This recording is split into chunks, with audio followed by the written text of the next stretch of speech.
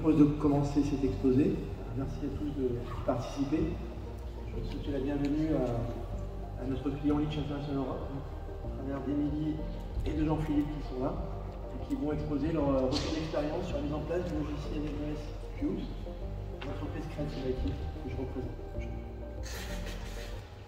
Donc, bonjour à tous et bienvenue au forum Expérience MES 2022. Donc, nous allons vous présenter notre expérience en termes de MES au sein de l'entreprise Litch International Europe. Donc, je serai accompagnée de monsieur Jean-Philippe Galibel, qui est responsable informatique sur le site de Niort, et donc moi-même, Émilie Herzetic, technicienne méthode sur le site de Saral. Donc, notre intervention sera articulée de la manière suivante. Nous allons d'abord vous présenter notre entreprise. Nous allons ensuite vous parler de l'avant-projet, donc pourquoi nous avons choisi une solution MES.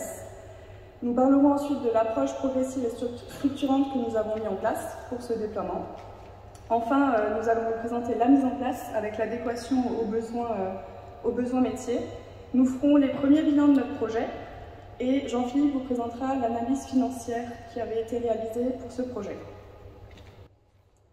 Donc, Litch International Europe, nous appartenons au groupe Transdyne depuis 2019 et nous fabriquons des produits différents, donc des relais électromécaniques allant de 1 à 75 ampères, des relais temporisés, des contacteurs. Donc, ces trois éléments sont fabriqués sur le site de Saral et sur le site de Niort, des cartes et des équipements de distribution d'énergie. En quelques chiffres, donc, comme vous avez pu comprendre, nous avons deux sites en France, un premier situé à Niort dans les Deux-Sèvres, un second situé à Saral, donc en Moselle, entre Metz et Strasbourg, qui est également le siège social de l'entreprise. Nous avons au total 550 employés, donc 350 sur le site de Saral, 200 sur le site de Niort, avec une production essentiellement féminine due à la minutie et la précision nécessaire pour la fabrication de nos produits. En termes de chiffre d'affaires, nous réalisons à peu près 102 millions d'euros par an. Les marchés, donc nous sommes présents sur différents marchés, principalement les marchés ferroviaires, aéronautiques et militaires, mais nous sommes également présents sur des marchés tels que les hélicoptères, les jets d'affaires, les missiles, la marine, le nucléaire. En termes de volumétrie annuelle, donc sur le site de Saral, nous entrons en stock en moyenne 670 000 produits par an, et sur les sites de Niort, 31 500 produits par an. Donc il y a une différence énorme entre les volumétries des deux sites, qui est due à la différence de nos produits. Donc à savoir qu'à Saral, nous faisons donc des relais, des contacteurs. Il s'agit de petites pièces pour lesquelles il faut, sur un temps lissé, à peu près 3 minutes pour les plus simples, 2 heures pour les plus complexes. Alors qu'à Niort, pour la plus petite carte, il va falloir 4 heures de travail. Et pour des cœurs électriques comme le cœur électrique de la 400M, il va falloir 207 heures de travail. Donc, ce qui explique cette différence. Donc maintenant, l'avant-projet, pourquoi avons-nous choisi une solution MES? Un point sur le contexte, donc 2 sites industriels qui fabriquent des produits différents, avec de ce fait des productions qui sont organisées de manière différente, mais qui ont également une maturité numérique différente. Donc à Saral, on voit une ligne de production sur la gauche, nous avons essentiellement un suivi de la production via papier, base access et l'ERP, alors qu'à Niort, il n'y a pas de base access, c'est essentiellement du papier et des saisies dans l'ERP. Donc là, 2 pyramides pour expliquer un peu, synthétiser notre fonctionnement. Donc à gauche, sans le MES, donc nous avons l'atelier. Au centre, les Excel, les papiers, les bases access dans lesquelles les opératrices viennent saisir des informations et ensuite ressaisir ces informations dans notre ERP qui est tout en haut de la pyramide. Donc il y a des doubles saisies, il y a des contraintes par rapport à ça. En mettant en place le MES sur la pyramide de droite, on voit que l'ensemble des bases Access, des papiers, des Excel est remplacé par Cubes.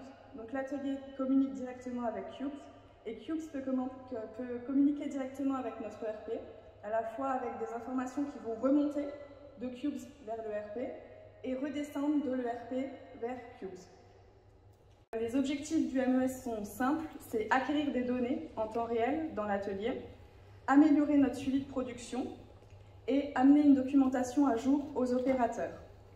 Pour mettre en place notre MES, nous avons fait le choix d'une approche minimaliste en déployant d'abord sur le site de Niort. Donc c'était le site qui était le moins équipé, il n'y avait rien à remplacer étant donné qu'on saisissait tout sur papier et dans l'ERP. contrairement à Saralb où on va venir remplacer nos bases Access qui venaient, elles, saisir dans l'ERP. L'objectif principal de ce projet, c'est de structurer les données et les processus, sur les deux sites, évidemment. La mise en place de la solution MES Cubes, donc avec un mot d'ordre, c'est l'adéquation de la solution aux besoins métiers. Au début du projet, donc, nous avons organisé des ateliers avec les différentes parties prenantes afin de recueillir des informations. Nous avons impliqué les différents services dans nos choix. Et grâce à ça, nous avons rédigé un cahier des charges qui listait l'ensemble de nos attentes. Le but principal de ces actions, c'était de comprendre l'existant pour mettre à niveau notre solution. Notre projet est piloté conjointement par les services informatiques, donc qui vont se charger de toute la partie infrastructure informatique, traitement des données, communication avec l'ERP, par exemple, et le service méthode qui va gérer plus la partie technique, la communication avec la production, les services support et le contenu de l'application. Un petit détail du coup sur le projet, donc, qui s'est scindé en deux parties. Une partie préparation du projet que vous voyez ici en bleu plus clair et une partie déploiement que vous voyez en jaune et en bleu foncé. Donc, notre projet a débuté en mai 2020. Donc, nous avons commencé à consulter les éditeurs et rédiger notre cahier des charges. Après une période de réflexion, en octobre 2020, nous avons choisi l'éditeur et nous avons commencé à organiser notre projet. À noter qu'en novembre 2020, nous avons été lauréats du Fonds de modernisation aéronautique BPI France, ce qui nous a permis d'investir dans le MES et de donner un coup de pouce à ce projet. En novembre 2020, du coup, nous avons également débuté la conception de la phase 1, donc je vous expliquerai un peu plus tard. On a scindé ce projet sous forme de phases qui était très simple et qui se complexifie au fur et à mesure du temps. Donc, début de la conception de la phase 1 en novembre 2021, 3 mois plus tard, déploiement sur une première ligne de production à Niort, qui comptait à peu près 4 opératrices, qui était très simple et qui n'avait rien à remplacer, comme je le disais avant, uniquement du papier. Nous avons ensuite déployé en juillet 2021 sur une première ligne de production sur le site de Saralb. Donc, à noter qu'il s'agissait d'une ligne de production qui avait été transférée de Niort vers Saralb en 2020 et qui du coup fonctionnait de la même manière que cette première ligne à Niort. Donc très simple à remettre en place. En septembre 2021, nous avons commencé la conception de la phase 2. Donc Saralb a intégré pleinement le projet et avait du coup des besoins de remplacement de ses bases Access et de ses fichiers Excel qui sont venus s'intégrer dans la phase 2. En février 2022, nous avons déployé sur une seconde ligne de production à Niort. En mai 2022, un point très important dans notre projet, nous avons eu la livraison de la phase 2, ce qui nous a permis de déployer sur une seconde ligne de produit à Saralb, qui était une ligne de relais, donc comme je le disais, qui a des bases Access, des fichiers Excel et des choses à remplacer.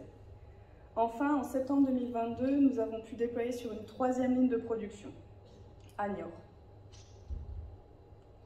Le périmètre du projet est axé sur trois points principaux, la production, la qualité et l'ordonnancement.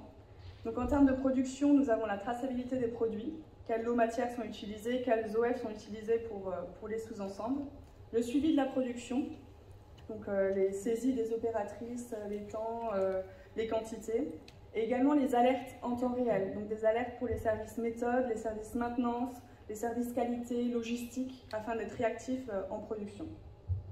En termes de qualité, nous avons le suivi des rebuts aux opérations et des motifs de ces rebuts, et également la partie contrôle qualité qui nous permet un suivi des essais destructifs et des paramètres machines. Pour finir, nous avons la partie ordonnancement avec la facilitation de la planification, donc une réactivité pour relancer les OF, un meilleur suivi en production de nos OF et également des relances d'OF plus simples si nécessaire. Nous avons articulé notre projet sous forme de phases. Donc je vais d'abord vous présenter la première phase qui est une phase très simple.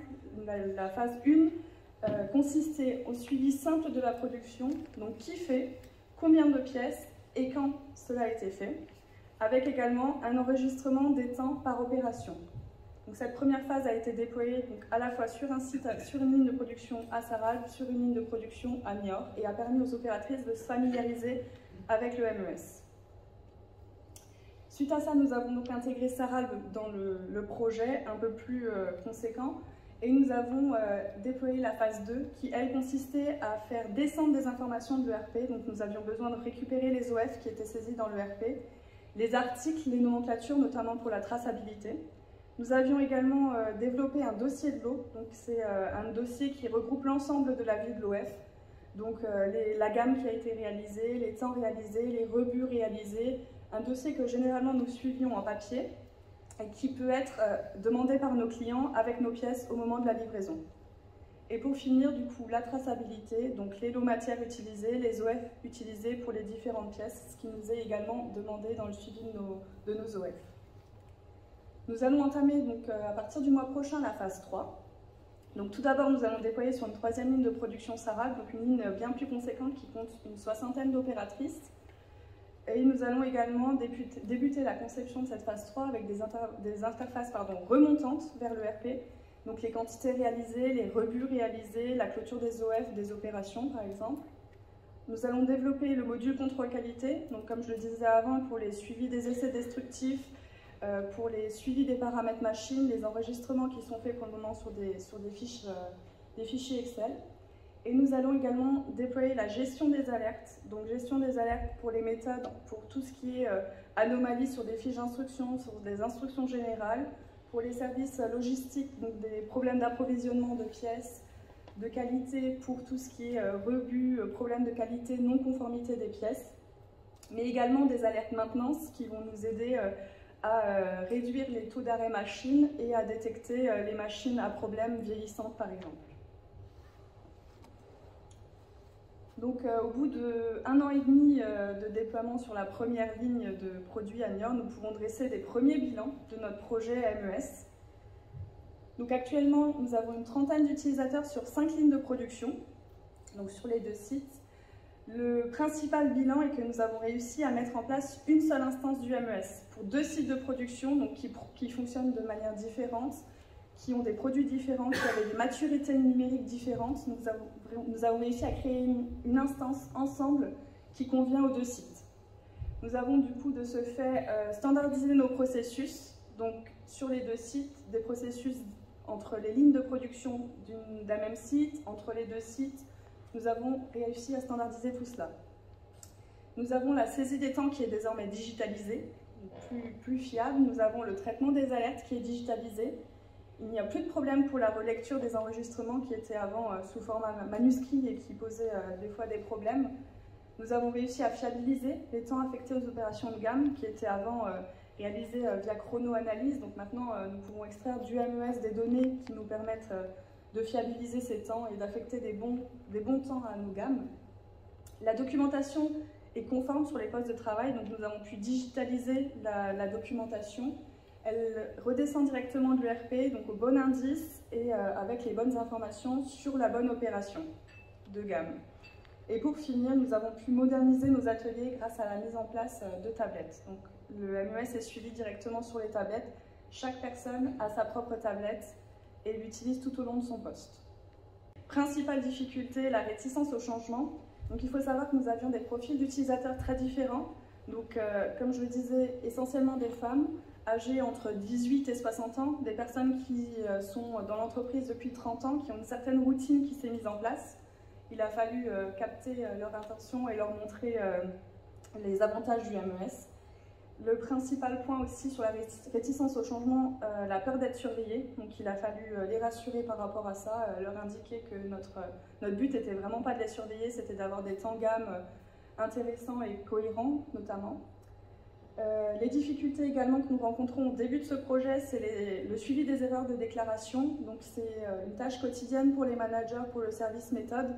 Donc le temps que les personnes se familiarisent avec l'outil, il y a forcément des erreurs de déclaration, des personnes qui oublient de badger la fin d'une opération, la fin d'un poste, de leur poste de travail. Donc il y a des corrections qui doivent être apportées. Donc à terme, ça va s'estomper.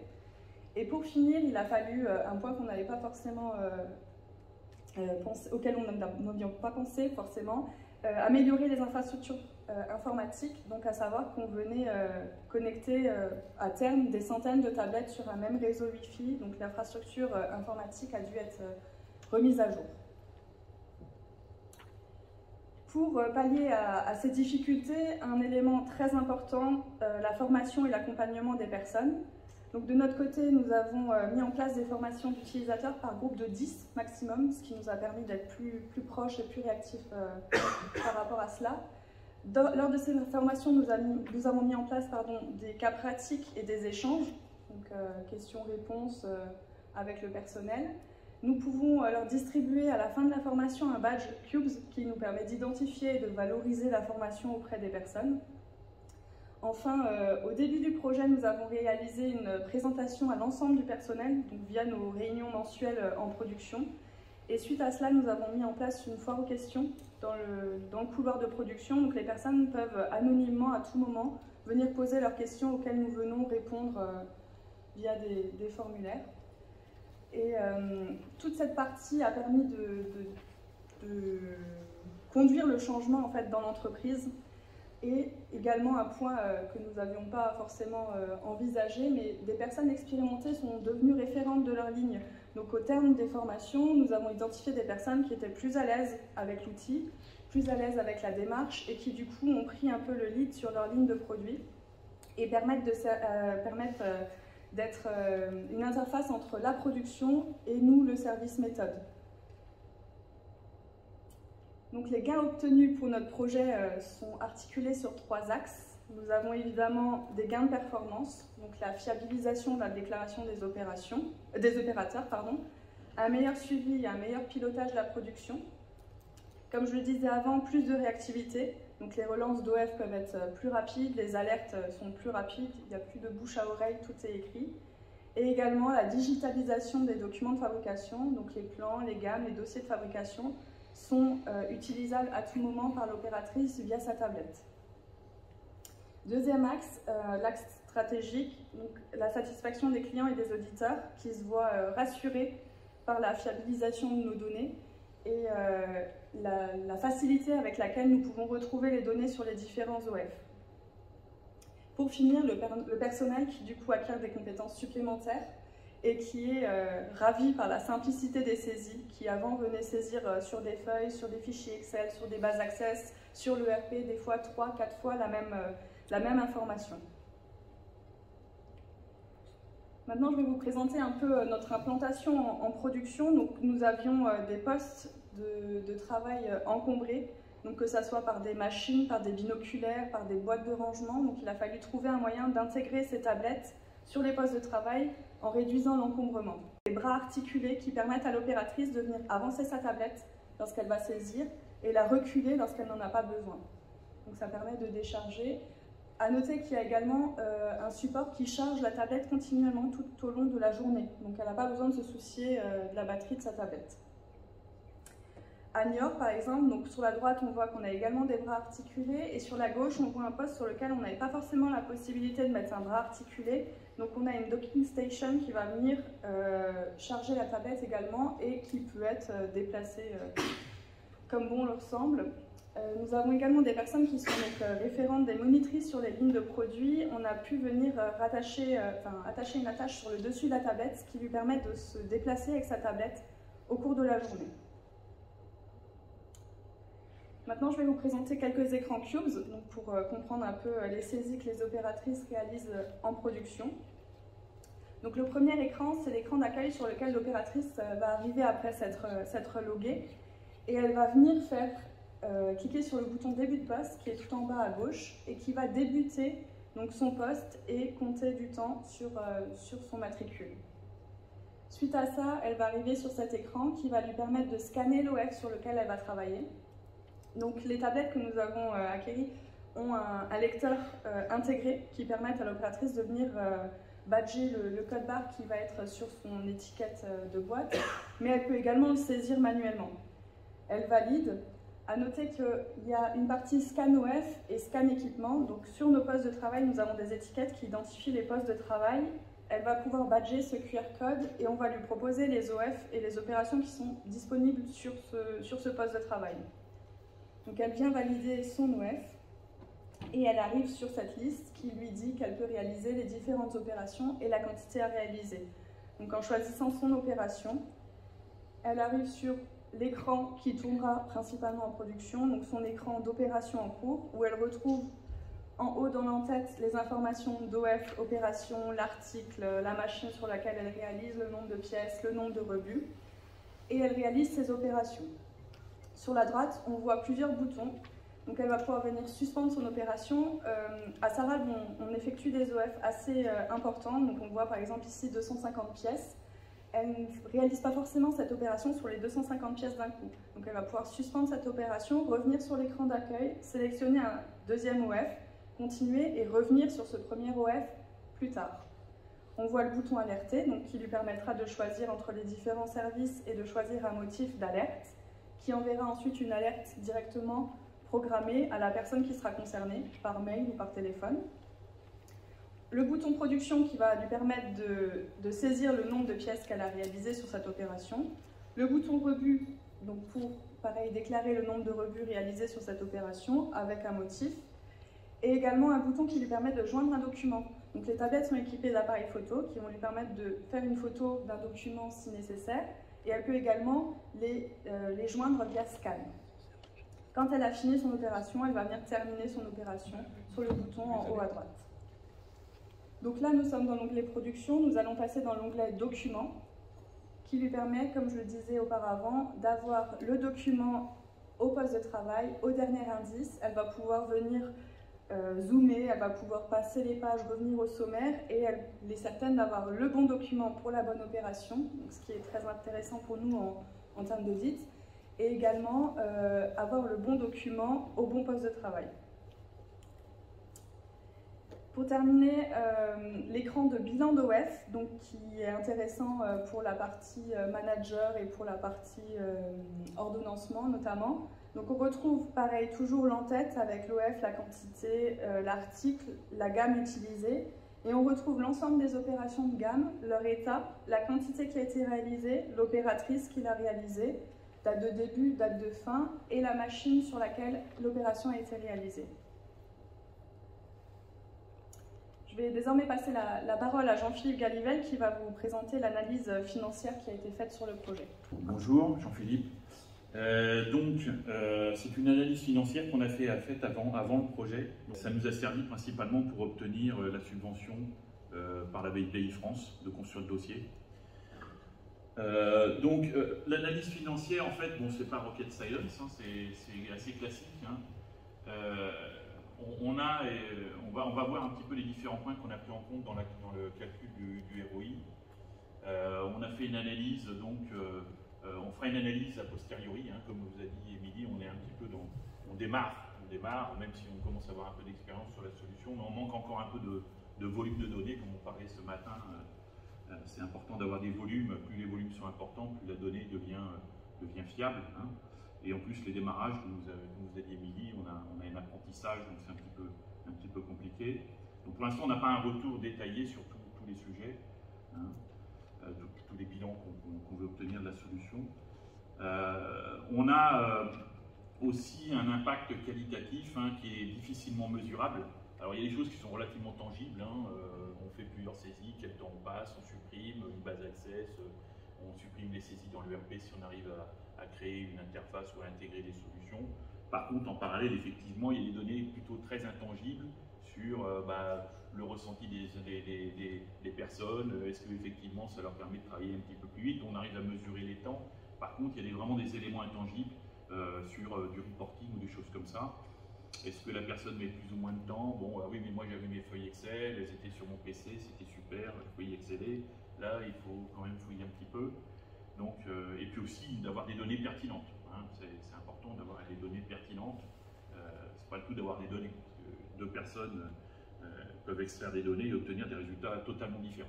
Donc il est important aussi qu'il y ait une réflexion autour de ce qu'on veut mesurer et comment le mesurer, quelles données d'entrée on utilise.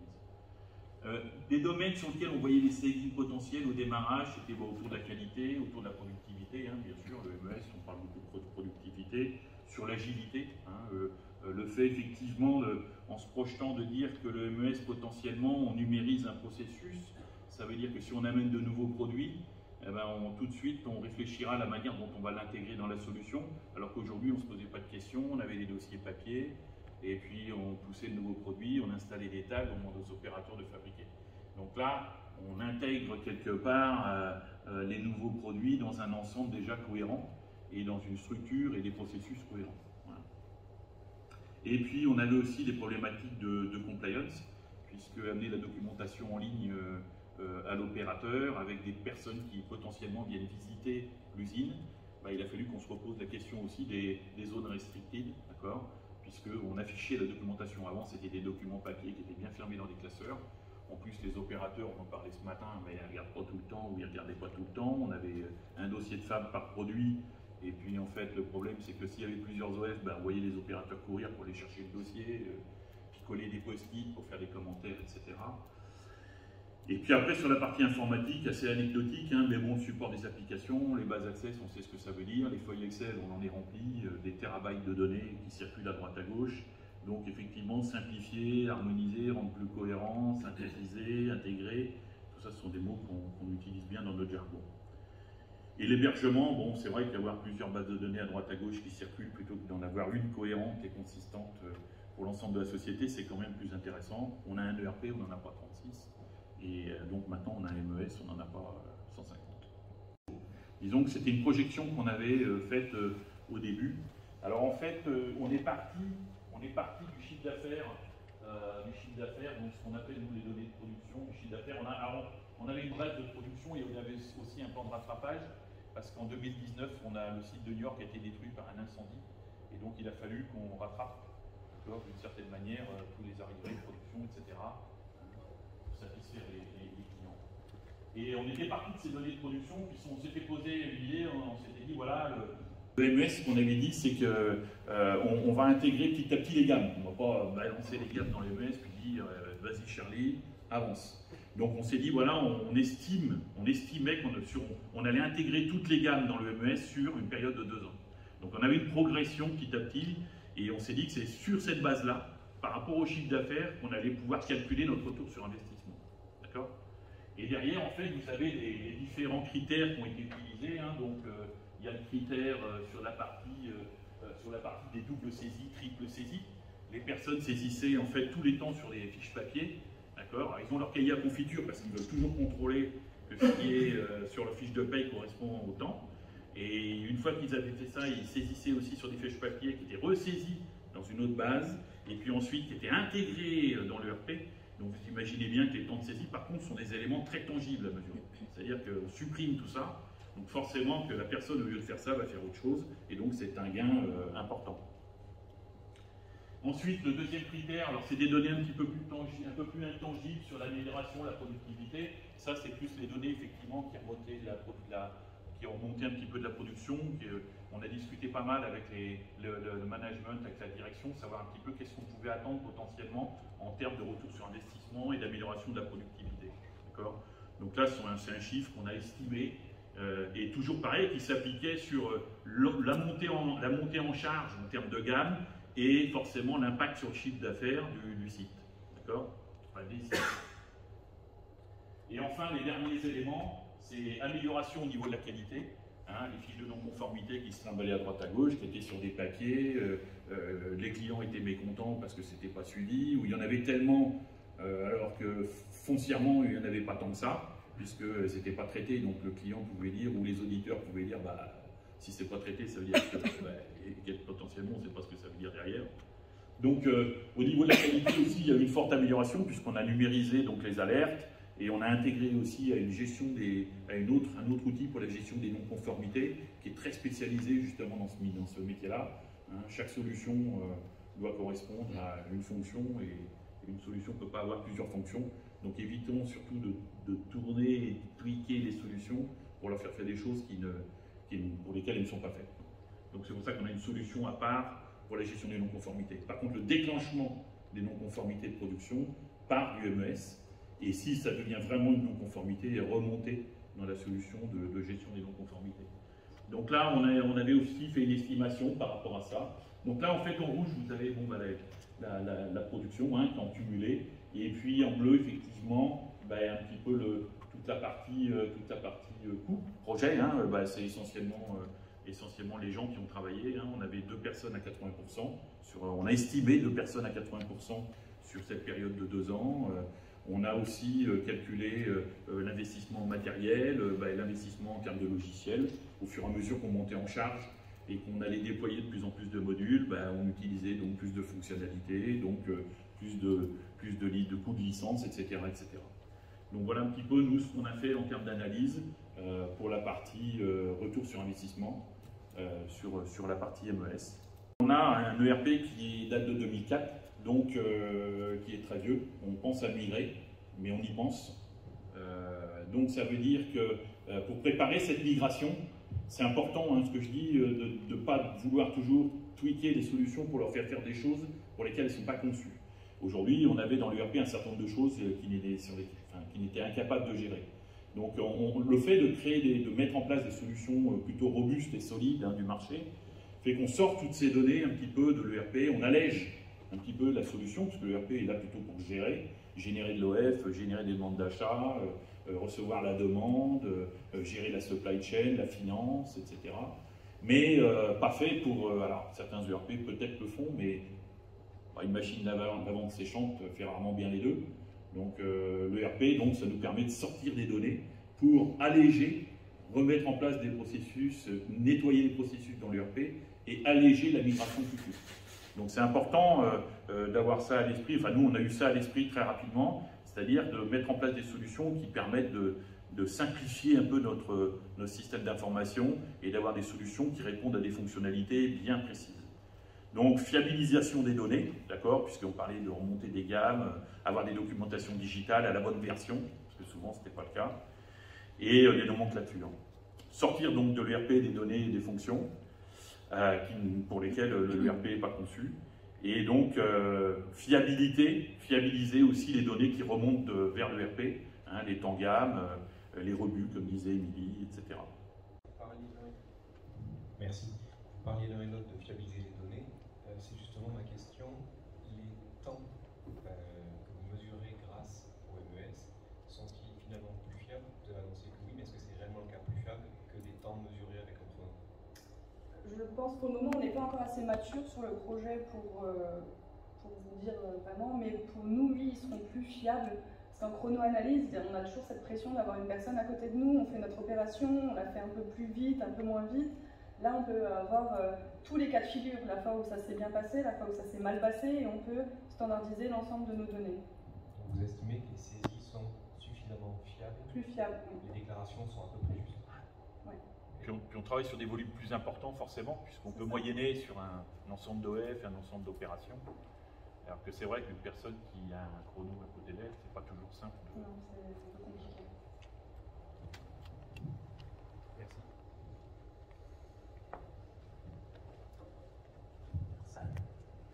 Oui, j'aurais voulu savoir quelle est la diversité de vos produits. Est-ce que vous avez beaucoup de produits différents? Et deuxième question, vous avez parlé de documentation dans votre ERP. Oui. Comment vous gérez votre documentation? Vous l'amenez? Voilà.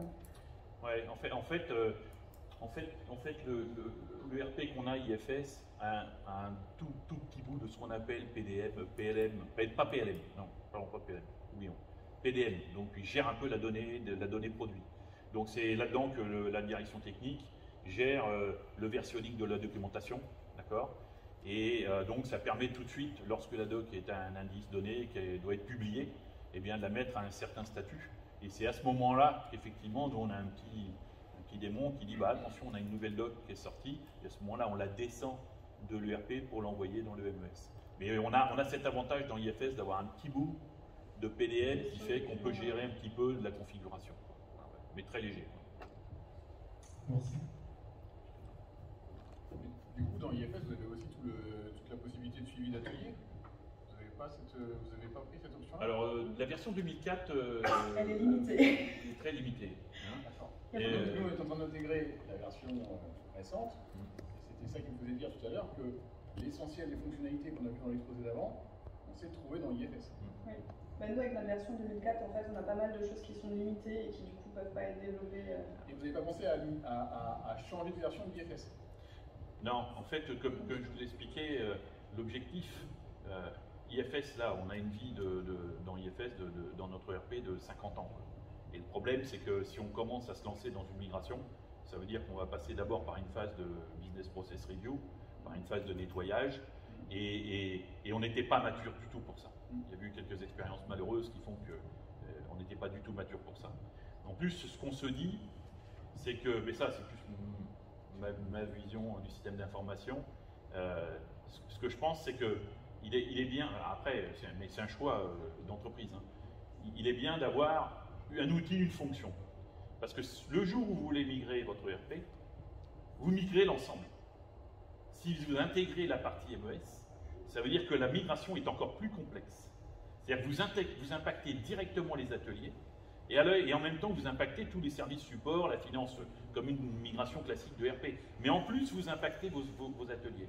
Ce que vous ne recherchez pas obligatoirement dans une migration de ERP. Vous voyez ce que je veux dire? Alors que là, après, une fois de plus, c'est une vision. Hein. L'avantage d'avoir une solution dédiée MES, ça nous permet d'être beaucoup plus agile sur cette partie-là. Et le jour où on migre l'ERP, on se concentre sur l'ERP. D'accord? Voilà. Très bien.